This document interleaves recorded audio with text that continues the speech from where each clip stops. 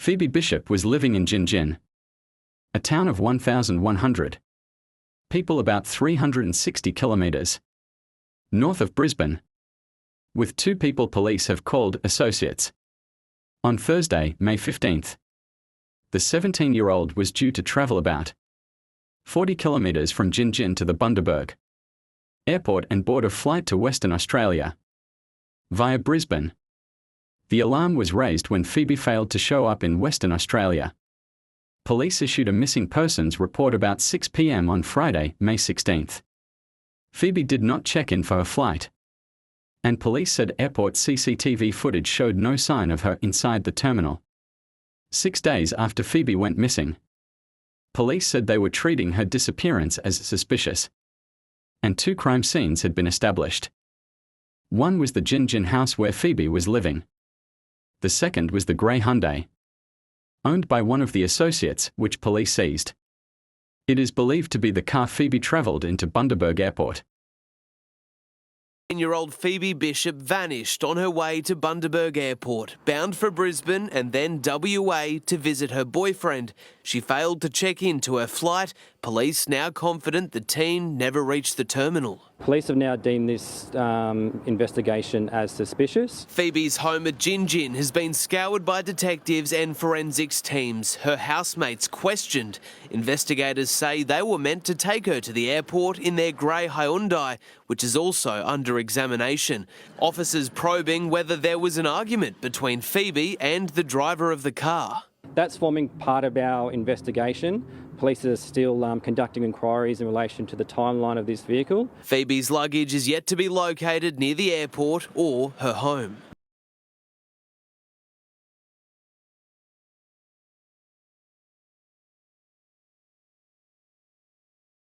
1,700 hectares of remote and rugged bushland, a dreadful discovery against the odds. In the Goodnight Scrub National Park, police find human remains believed to be those of Phoebe Bishop. We always wanted to bring Phoebe home, and we believe that this is the first step in that process. Phoebe vanished on her way to catch a flight from Bundaberg Airport on May 15. Her housemates Tanika Bromley and James Wood are accused of murdering her and moving her body twice.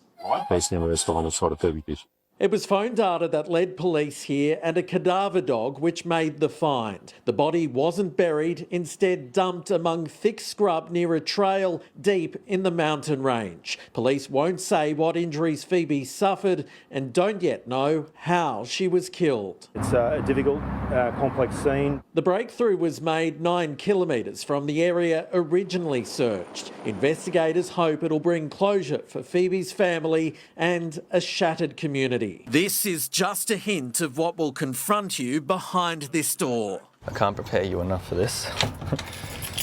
It's where Phoebe Bishop saw out her final days. The only thing worse than the squalor is the stench. Oh, my goodness. The free-spirited 17-year-old who lived away from family was subjected to absolute filth by her housemates and accused killers Tanika Bromley and James Wood. This was originally our bedroom. The landlord met his wife and started their family while living in this old Queenslander. For them, it was a place of joy, peace and comfort. For Phoebe, it brought suffering and sadness. It's not just what you see on top, it's what's underneath as well. In every corner of the house, there is rubbish, clothing.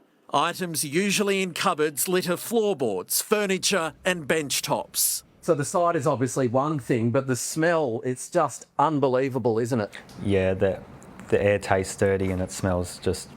I don't know how people can be breathing this. Dead dogs have been removed, but their excrement hasn't been. The faeces are scattered throughout and they're everywhere. They're everywhere.